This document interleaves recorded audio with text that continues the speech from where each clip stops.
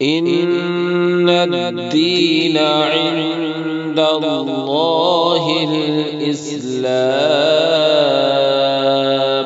الحمد لله رب العالمين، والصلاة والسلام على سيد الأنبياء والمرسلين وعلى آله وأصحابه أجمعين.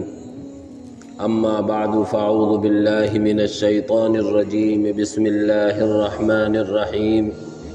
قال الله تبارك وتعالى: يسألونك عن الخمر والميسر قل فيهما إثم كبير ومنافع للناس وإثمهما أكبر من نفعهما. وقال تعالى: يا أيها الذين آمنوا إنما الخمر والميسر والأنصاب والأزلام رجس من عمل الشيطان فاجتنبوه لعلكم تفلحون. إنما يريد الشيطان أن يوقع بينكم العداوة والبغضاء في الخمر والميسر ويصدكم عن ذكر الله وعن الصلاة فهل أنتم منتهون.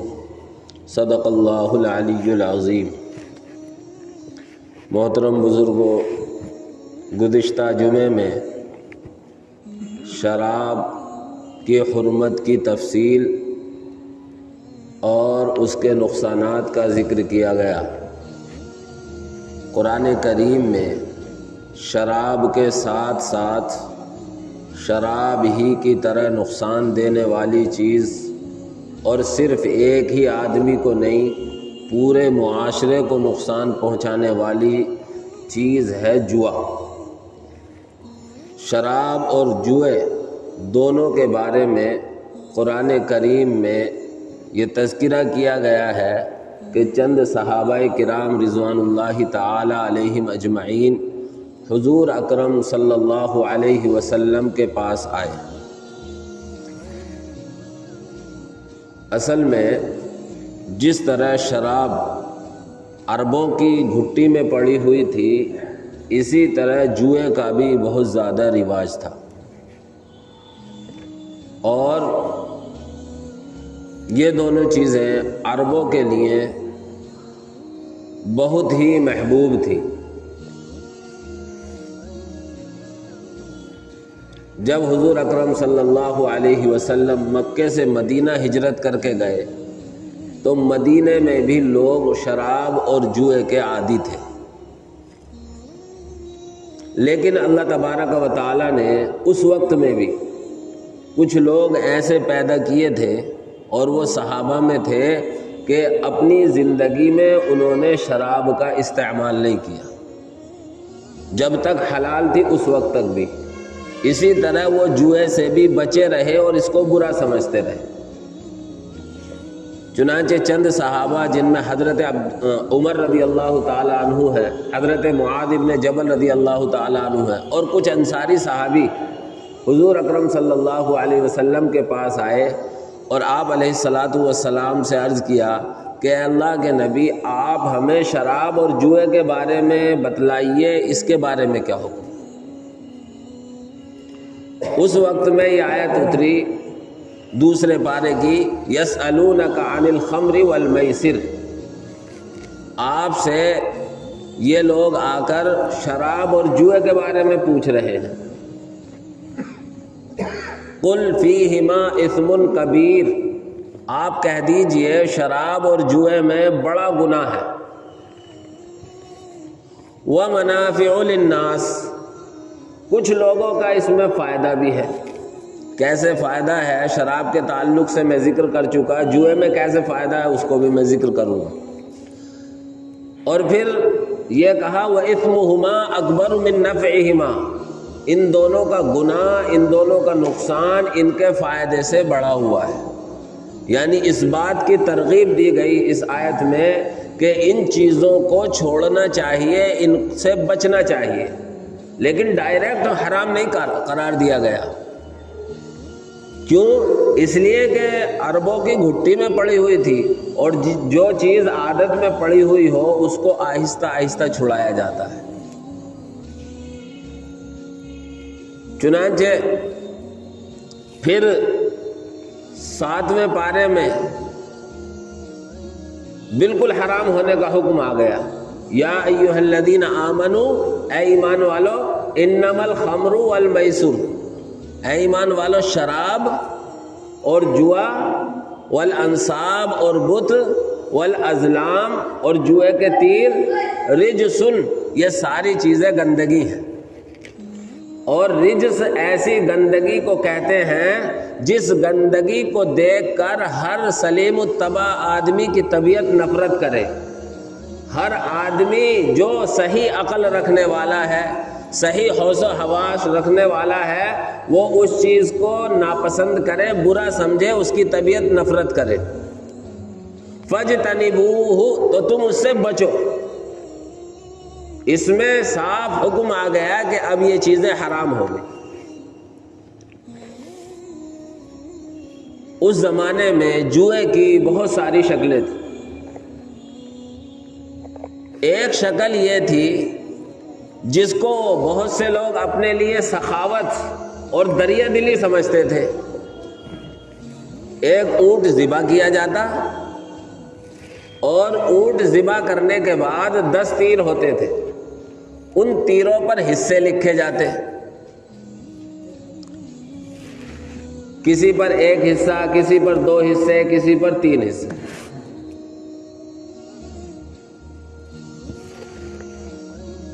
اور کچھ تیر خالی رہتے اور انہیں ترکش میں ڈال کر ہلایا جاتا اور کہتے کہ ایک ایک تیر نکالو۔ اب تیر نکالتے تو کسی کے تیر پر 3 حصے لکھے ہوئے ہوتے، وہ 3 حصے لے لیتا، کسی کے تیر پر 2 حصے لکھے ہوئے ہوتے، وہ 2 حصے لے لیتا، کسی کے تیر پر 1 حصہ لکھا ہوا ہوتا تو وہ 1 حصہ لے لیتا، اور کسی کا تیر خالی نکلتا، اس پر کوئی حصہ نہیں رہتا، وہ خالی ہاتھ رہ جاتا۔ اور جس کے تیر خالی نکلتا تھا اسے اس اونٹ کی قیمت ادا کرنی پڑتی تھی، اور وہ گوشت سارے کا سارا غریبوں میں، فقیروں میں تقسیم ہوتا تھا۔ تو اس میں فقیروں کا تو فائدہ ہے، انہیں گوشت کھانے کو مل جاتا تھا، لیکن کچھ لوگوں کا اس میں سراسر نقصان تھا، جن کو کوئی حصہ نہیں ملا اور اوپر سے اونٹ کی قیمت ادا کرنی پڑ رہی ہے، اس کا سراسر نقصان تھا۔ اور جن لوگوں کے حصے نکل آتے تھے وہ سینہ تان کر اپنے آپ کو سخی کہا کرتے تھے کہ ہم نے یہ دریا دلی کا کام کیا، فقیروں کو گوشت کھلا دیا۔ یاد رکھیں اللہ نے کائنات کی ساری چیزیں انسان کے فائدے کے لیے بنائی۔ هو الذی جعل لکم ما فی الارض جمیعا، اللہ وہ ذات ہے جس نے تمام چیزوں کو تمہارے فائدے کے لیے بنایا ہے، لیکن کس طرح فائدہ اٹھانا ہے اس بنانے والے نے اس کے لیے کچھ حد بندیاں طے کی ہیں، اس کی کوئی حد مقرر کی ہے۔ اگر انہی حدود میں ہم رہ کر فائدہ اٹھائیں گے تو ہمارے لیے فائدہ اٹھانا جائز ہوگا، اور اگر ان حدوں کو پار کر کے ہم اس کی بنائی ہوئی چیزوں سے فائدہ اٹھائیں گے تو یہ ہمارے لیے ناجائز ہوگا۔ چنانچہ دنیا میں بھی دنیا کے اصول اور ضابطے، دنیا میں کوئی کسی طرح کی چیز بناتا ہے اس کے اصول اور ضابطے بھی طے کرتا ہے۔ اگر ان ضابطوں کے مطابق ہم اس چیز کا استعمال کرتے ہیں تو صحیح ہے، اور ان ضابطوں سے ہٹ کر استعمال کرتے ہیں تو ہم دنیا والوں کی نظر میں بھی باغی کہلائیں گے، دنیا والوں کی نظر میں غلط کرنے والے کہلائیں گے۔ اسی طرح اللہ نے دنیا کی ہر چیز کو ہمارے فائدے کے لیے بنایا ہے، لیکن دنیا کی چیزوں سے فائدہ ہمیں اسی انداز پر، اسی طریقے پر اٹھانا ہے جو طریقہ اللہ نے ہمارے لیے بیان کی۔ چنانچہ دنیا میں اللہ نے مال و دولت پیدا کی ہے اور وہ ہمارے فائدے کے لیے پیدا کی ہے، لیکن مال و دولت کے جو ضابطے اور جو طریقے اللہ نے مقرر کیے ہیں، اگر انہی ضابطوں اور طریقوں کے مطابق ہم مال و دولت کو حاصل کریں گے تو ہمارے لیے یہ حلال ہوگا، صحیح استعمال کرنا صحیح ہوگا، اور ان ضابطوں کو، ان طریقوں کو اگر ہم نے چھوڑ دیا تو پھر ہمارے لیے یہی چیز نقصان کا ذریعہ ہوگی۔ میسر لفظ آیا ہے قرآن کریم میں، میسر کے معنی کسی کا مال آسانی سے لے لینے کے بھی آتے ہیں، اس لیے جوئے کو جوا کہتے ہیں کہ ایک کا مال دوسرا آسانی سے کسی کوئی شرط لگا کر لے لیتا ہے، اور جوئے کو مخاطرہ بھی بولتے ہیں۔ مخاطرے کا مطلب ہوتا ہے کوئی ایسا معاملہ کرنا جس میں یا تو سراسر نفع ہو یا سراسر نقصان ہو۔ چنانچہ جوئے میں کوئی ایسی شرط ہوتی ہے جس میں ایک فریق کا سراسر نقصان ہوتا ہے اور ایک فریق کا سراسر فائدہ ہوتا ہے، یعنی یہ معاملہ نقصان اور نفع کے درمیان دائر ہوتا ہے، اور اس معاملے کے لیے ایسی شرط لگا دی جاتی ہے کہ وہ شرط پائی گئی تو ایک کا سراسر فائدہ اور دوسرے کا سراسر نقصان۔ چنانچہ حضور اکرم صلی اللہ علیہ وسلم کے زمانے میں جوئے کی بہت ساری شکلیں تھیں۔ ایک شکل تو یہی تھی میں نے جو ذکر کی۔ اسی طریقے سے شطرنج، چوسر، حضور اکرم صلی اللہ علیہ وسلم کے زمانے میں جوئے کی شکلیں تھیں، اور چوسر کے بارے میں حضور اکرم صلی اللہ علیہ وسلم کی حدیث ہے، مسلم شریف کی روایت ہے، آپ نے فرمایا جس نے چوسر کھیلا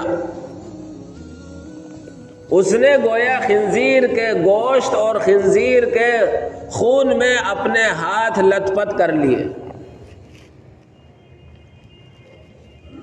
یعنی چوسر، جوا یا جوئے کی بھی کوئی شکل ہے، جوا کھیلنا اور جوئے کے ذریعے سے مال حاصل کرنا، یہ بعینی ہی یوں سمجھو جیسے کہ خنزیر کے گوشت کو استعمال کرنے کے لیے ہاتھ میں اٹھا لینا اور اس کا خون لے لینا۔ خنزیر کی ہر چیز ناپاک ہے، یہاں تک کہ بہت سے جانوروں کی کھال دباغت دینے سے پاک ہو جاتی ہے، لیکن خنزیر کی کھال دباغت دینے سے بھی پاک نہیں ہوتی، ایسا ناپاک، اس کو نجس العین کہتے ہیں۔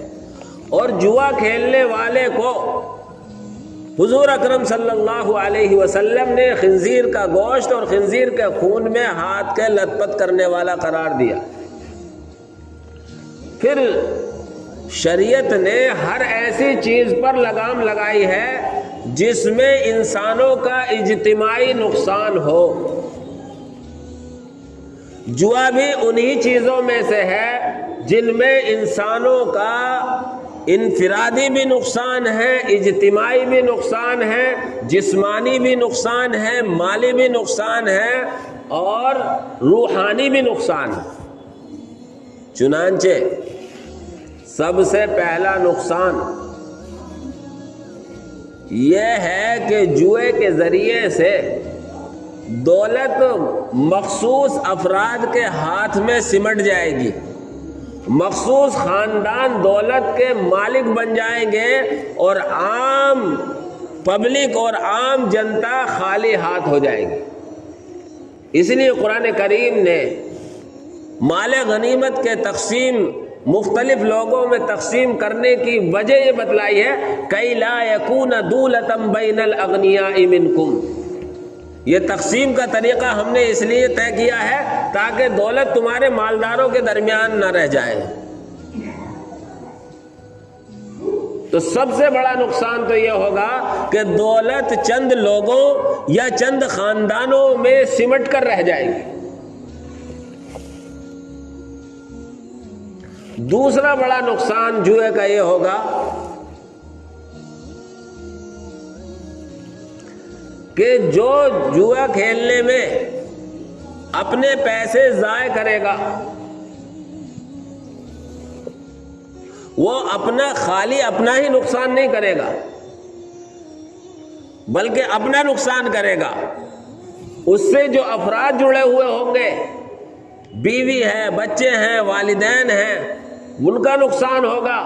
اور بعض دفعہ ایسا ہوتا تھا جوا کھیلنے والے اپنے بیوی بچوں تک کو جوئے میں ہار جایا کرتے تھے،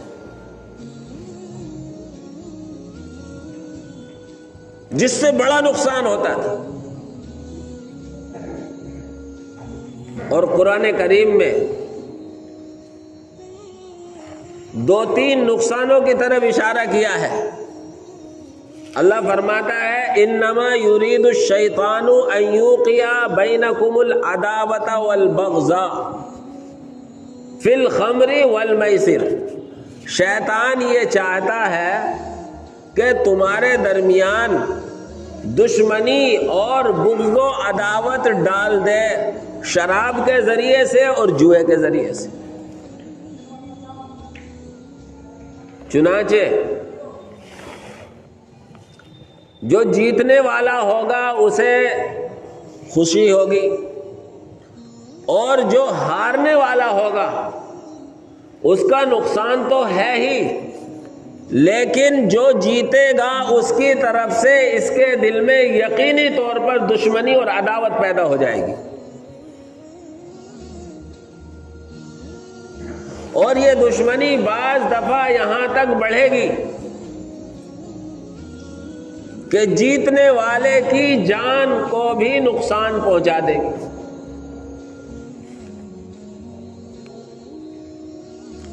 اور جس طرح شراب کا ایک نشہ ہوتا ہے، اسی طریقے سے جوئے کا بھی انسان کو ایک نشہ اور اس کی عادت پڑ جاتی ہے.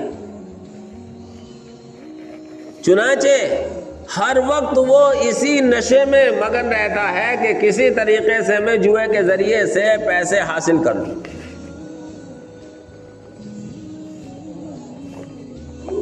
جوئے سے ایک بڑا بھاری نقصان یہ ہے کہ آدمی جائز طریقے سے، محنت کے طریقے سے مال کمانے سے نکھٹو ہو جاتا ہے، اور وہ آسانی سے کسی طریقے سے مال ہاتھ لگ جائے اسی کی فکر میں رہتا ہے. اس لیے پھر وہ محنت کرنا بند کر دیتا ہے.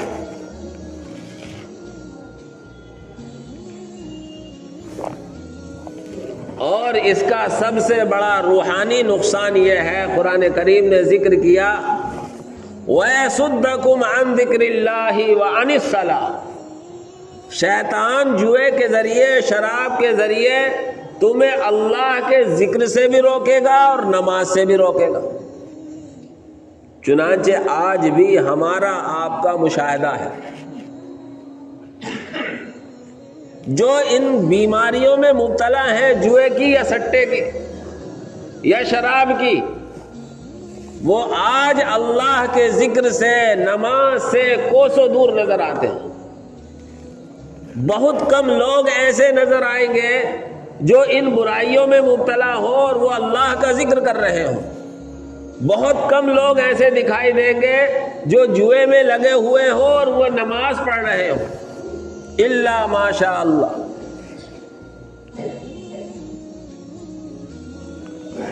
میرے بھائیوں، اس زمانے میں بھی جوئے کی مختلف شکلیں ہیں.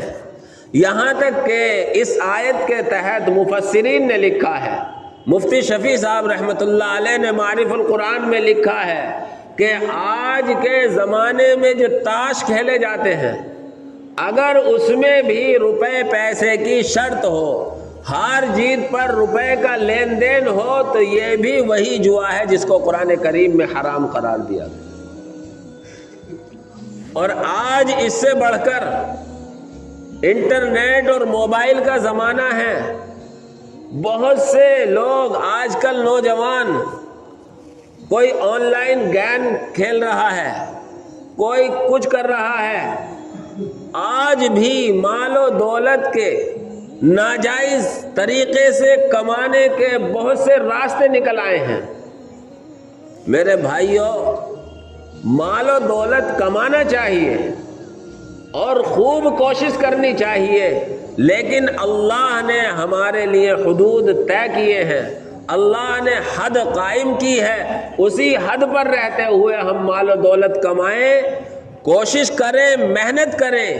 کبھی بھی فری میں بغیر کسی محنت کے مال آ جائے، اس کی سوچ ہمیں ہرگز نہ بنانی چاہیے۔ یہ بھی ایک بڑا نقصان یہ ہے کہ ہمیں محنت کرنے سے، ہمیں آگے بڑھنے سے روکنے کا ایک بڑا سبب اور ذریعہ ہے۔ چنانچہ کتنے نوجوان ایسے ہیں جو صرف یہ چاہتے ہیں کہ ہم بیٹھے رہیں خالی اور یوں ہی مفت میں ہمارے پاس مال آ جائے، مال اکٹھا ہو جائے۔ یاد رکھیں، اگر ناجائز طریقے سے مال آ بھی گیا تو اس مال میں برکت نہیں ہوگی، وہ مال رکے گا نہیں، وہ مال ہمیں نہیں تو ہماری اولاد کو نقصان دے گا، ڈسے گا۔